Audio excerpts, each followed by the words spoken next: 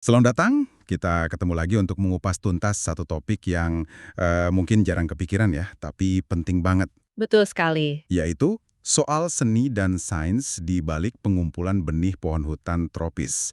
Kita punya sumber bagus nih dari tulisan Lars Smith. Iya, tulisan itu cukup komprehensif membahas faktor biologisnya. Nah, misi kita bareng Anda hari ini, kita mau bongkar nih, apa aja sih yang perlu diperhatikan biar ngumpulin benih itu efektif, tapi juga ya berkelanjutan gitu. Nggak merusak sumbernya untuk masa depan, kan? Itu dia. Kenapa waktu dan cara ngambilnya itu krusial banget. Ternyata, wah ini lebih rumit loh daripada sekedar metik buah. Oke, siap ya? Kita mulai telusuri. Siap, mari kita mulai. Oke, poin pertama nih.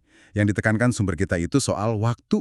Kapan sih momen paling pas buat ngumpulin benih? Secara umum ya, patokannya itu pas benihnya matang secara fisiologis. Maksudnya? Ya, pas dia siap untuk disebarkan secara alami sama pohon induknya.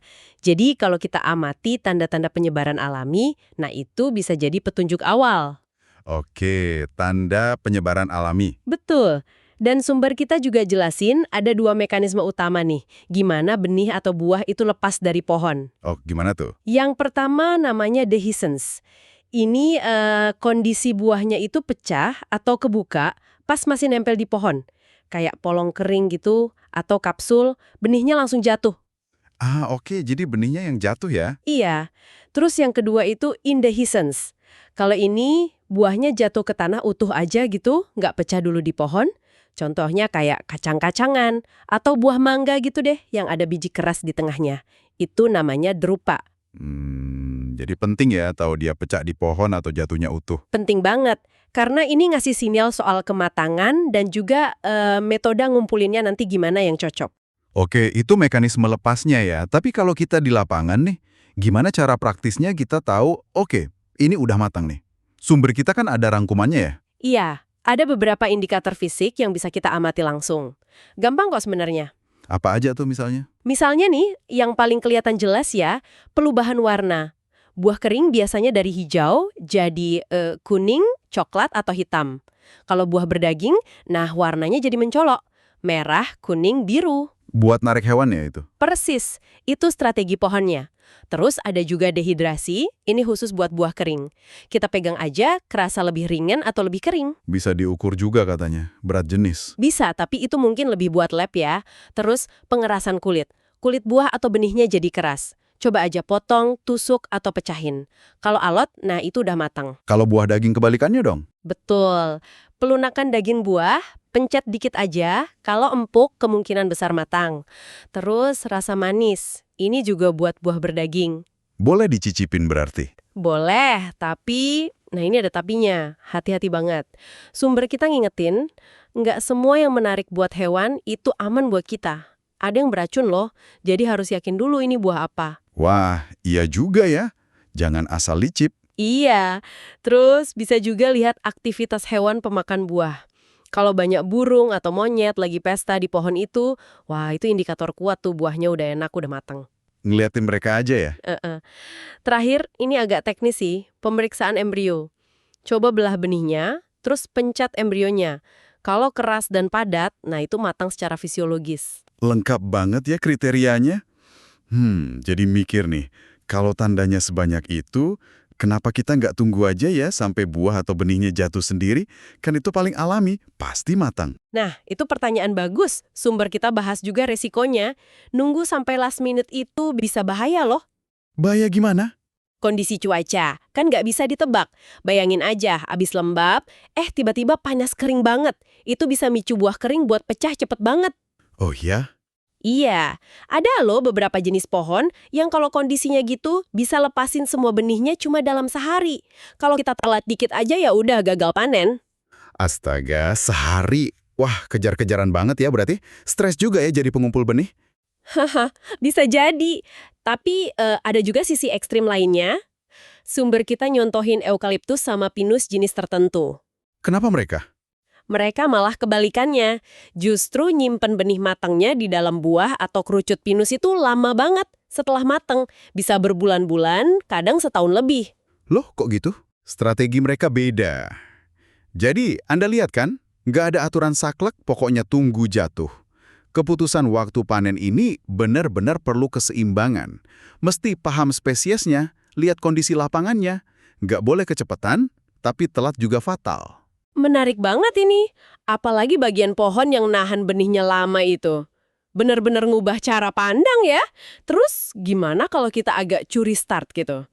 Panen sebelum waktunya sebar alami. Pengumpulan prematur istilahnya. Bisa nggak sih? Bisa, tapi ada syaratnya. Tergantung jenis benihnya. Oh, jenis benih ngaruh ya? Banget. Jadi gini, proses matang akhir itu kan ada perubahan internal di benih, dia kehilangan air pelan-pelan, koneksi ke ranting juga putus. Nah, ada kelompok benih namanya ortodoks. Ini benih yang bandel, tahan kering, bisa disimpan lama. Kayak biji padi atau kacang gitu ya? Mirip gitulah. Nah, untuk benih ortodoks ini, buahnya ternyata bisa dipetik sedikit lebih awal. Pas warnanya mulai berubah gitu, mungkin 2-3 minggu sebelum normalnya dia nyebar. Terus dimatengin setelah dipanen. Betul, namanya after ripening. Bisa dilanjutin matengnya pas disimpan. Tapi, nah ada kelompok lain namanya recalcitrant. Recalcitrant, itu gimana? Ini kebalikannya. Benih ini nggak tahan kering sama sekali, sensitif banget, harus tetap lembab. Sumber kita jelasin, dia itu terus nambah ukuran dan berat sampai detik-detik terakhir sebelum nyebar. Lebih mirip buah segar lah, cepat busuk kalau kering. Wah, repot dong ya. Iya, jadi buat benih recalcitrant ini hampir nggak ada pilihan. Mesti dikumpulin pas banget atau deket banget waktu sebar alaminya. Kemampuan after ripeningnya minim banget atau bahkan nggak ada. Jadi, perlakuan pasca panennya bisa beda jauh ya. Penting banget nih, tahu kita lagi berhadapan sama benih bandel atau manja. Tepat sekali. Klasifikasi ortodoks atau recalcitrant ini nentuin banget fleksibilitas kita pas ngerencanain panen. Oke. Selain kematangan per buah, ada soal waktu lagi nih, musiman. Kenapa sih disarankan ngumpulin pas musim puncak?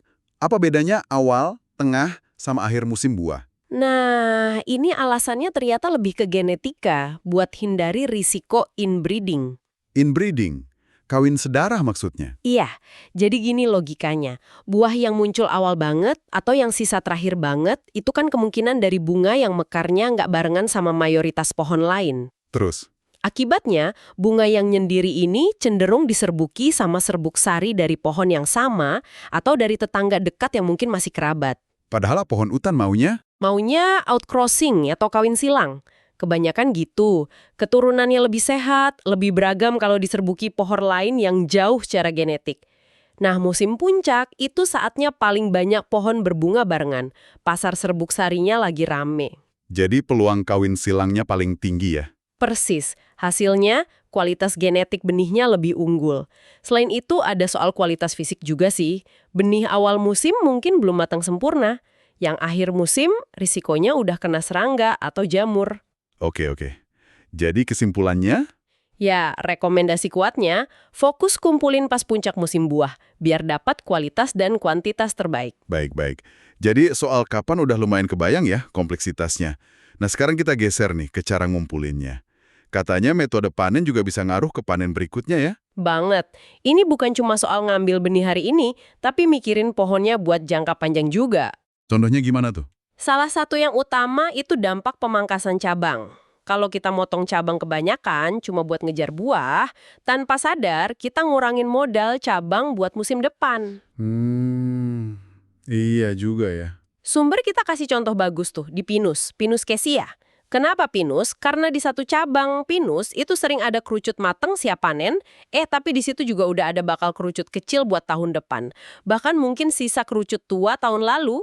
Wah, 3 generasi di satu cabang. Bisa jadi. Bayangin kalau kita asal pangkas aja buat ngambil yang mateng, ya ikut kepotong juga calon panen tahun depan. Waduh. Tapi, tunggu dulu. Tadi kan bilangnya pemangkasan berlebihan itu jelek. Apa selalu jelek? Kayaknya sumber kita bilang bisa bagus juga ya. Nah, ini dia. Ternyata kalau pemangkasannya itu moderat, terukur, malah bisa positif efeknya. Gimana tuh? Dengan ngurangin cabang atau buah secara selektif, cabang yang sisa dapat cahaya lebih banyak. Terus nutrisi dari pohon juga fokus ke buah yang lebih sedikit. Hasilnya, rata-rata ukuran dan berat benihnya bisa lebih gede. Oh, gitu. Iya, praktek ini malah sering sengaja dilakuin di kebun benih buat ningkatin produksi. Jadi, ya itu tadi, soal nemuin keseimbangan, maksimalin panen sekarang tanpa ngerusak masa depan pohon, seni dan sainsnya di situ. Oke, lalu gimana kalau pohonnya itu musim buahnya panjang, matangnya nyicil gitu? Kan harus balik lagi ke pohon yang sama berkali-kali tuh. Nah, kalau kasus gitu, kuncinya hati-hati banget. Pas metik yang mateng, usahain seminimal mungkin ganggu buah lain yang masih ijo atau malah bunga buat siklus berikutnya. Caranya? Seringnya sih cukup goyangin cabangnya pelan-pelan. Yang matang bener biasanya lebih gampang rontok. Yang masih mentah atau bunga masih nempel kuat. Oke, digoyang lembut ya. Terus, soal kerusakan fisik ke pohonnya sendiri. Bekas alat panjat atau patahan cabang gitu, seberapa masalah sih? Pohon itu kan punya mekanisme penyembuhan diri ya. Luka kecil biasanya ketutup getah atau resin. Lama-lama sembuh. Contohnya Pinus mercusi tuh. Getahnya banyak, cepat nutup lukanya. Berarti aman dong? Ya nggak juga. Kita tetap nggak boleh nganggap remeh. Tiap luka, sekecil apapun, itu potensi jadi pintu masuk hama atau jamur. Ah, iya bener juga. Dan penting diingat, daya tahan tiap pohon beda-beda. Ada yang kulitnya tebel, getahnya banyak, dia lebih kuat. Ada yang kulitnya tipis, getahnya dikit, nah itu lebih rentan. Kayak Erythrofloeum fordi yang disebut di sumber itu, katanya rentan karena kulitnya tipis. Jadi, tekniknya harus bener ya? Harus. Makanya motong cabang itu sebaiknya pakai gergaji atau gunting tajam biar rapi. Jangan dipatahin paksa. Potongan rapi kan lukanya lebih kecil, resiko kulitnya kekoyak juga kurang. Ini nyambungnya kemana? Ya, kita mesti nyesuaiin metode panennya sama jenis pohonnya, kondisi lapangannya. Belum lagi kalau di kawasan lindung kayak Taman Nasional. Ada aturannya ya? Biasanya ketat banget. Nggak boleh ngerusak pohon sama sekali. Ya mau nggak mau pakainya metode yang paling sopan, pakai tangga, pakai tali khusus, atau ya petik satu-satu manual, walaupun mungkin lebih lama dan capek ya. Oke, oke. Jadi kalau kita rangkum nih dari penelusuran kita hari ini, ada beberapa hal penting ya yang bisa Anda ingat. Pertama, kenali tanda matang itu krusial. Warna, tekstur, cek embrionya kalau perlu. Betul, jangan cuma ngandalin satu tanda. Kedua, soal waktu panen. Wah, ini penuh pertimbangan ya.